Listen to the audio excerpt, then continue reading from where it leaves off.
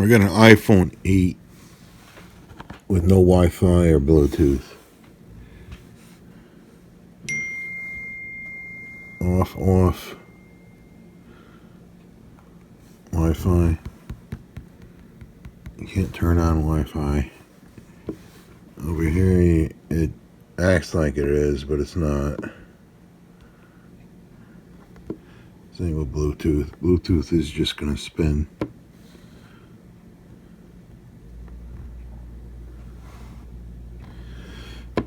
So this has been dropped,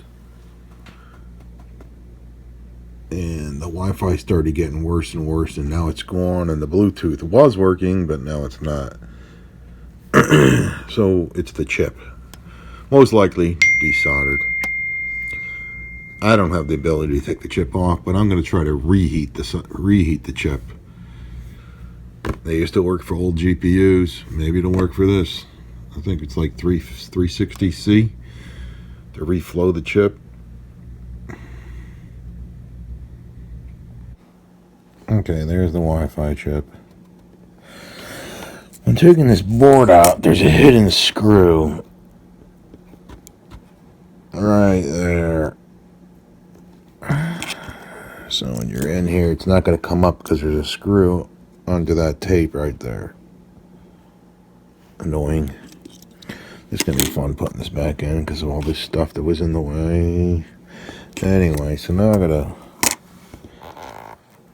that chip. It kind of looks crooked. So I'm just going to heat this up and see what happens. Unfortunately, I can't see. Are those caps on there? Although this video is going in better. This is all glue surrounding this whole chip. So how would you get water under it? I mean moisture, but whatevs. Oh, look at that. We got our Wi-Fi back. Our Bluetooth is on. We got our Wi-Fi. Huh. Bluetooth. Looking for devices.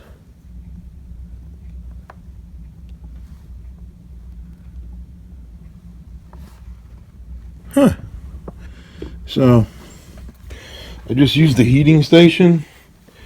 365C. I think that's 365C. I think that's 698F.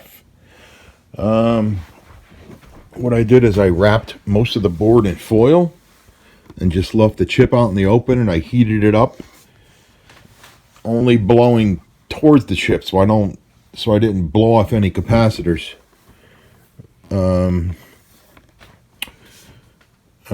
The chip is glued down. I didn't take any of that glue off. I just heated it up for... I tried not to melt the chip till I thought it was hot enough, and I just, as it got hot enough, because there's glue all around, you can't really see it, I just pressed down on the chip. This will probably only last till like 3 or 4 more drops, but who knows, whatevs. Okay, so to get this board out, you need to take off all these. You need to take off, the screen, these connector, this connector, this connector, this connector, this connector, this connector, this connector. You need to take off this screw, which is a pit. Take off that screw. Then over here, you need to take out that screw. Am I getting it? That screw. And then there's a screw hidden.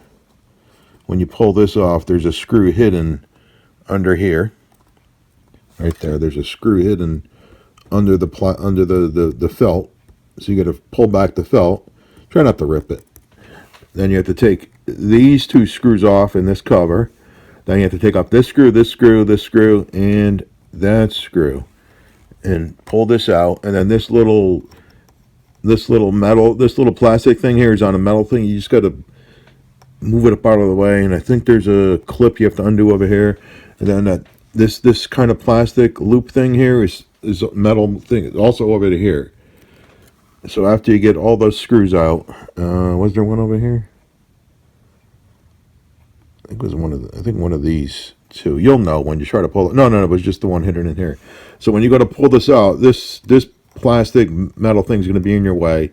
So you just got to bend it up a little, get out of the way. And then the same thing over here. And then the same thing with these. You just got to move these up out of the way and just start pry up from here, and it should slowly come up. Don't try to bend it. Also, don't forget to take your SIM tray out. I kind of forgot to do that, and that causes a huge problem in this area. Yeah. I think I screwed up the SIM tray on this. But yeah. Got the Wi-Fi and Bluetooth working without removing the chip.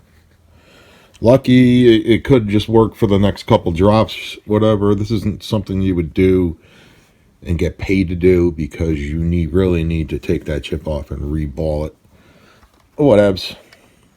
Another thing I noticed is if you leave this screw out, if I put this screw in, it flexes the Wi-Fi chip is right here. If I put that screw in, it flexes the board and it doesn't work anymore. So the ball isn't actually connected, and that warps it. But yeah, remove that screw, and I have Wi-Fi again. Of course, again, I don't have the skill to remove that chip and reball it, and it's not worth it because it's going to cost about $100 to do that when you can get an iPhone 8 for 120. So yeah.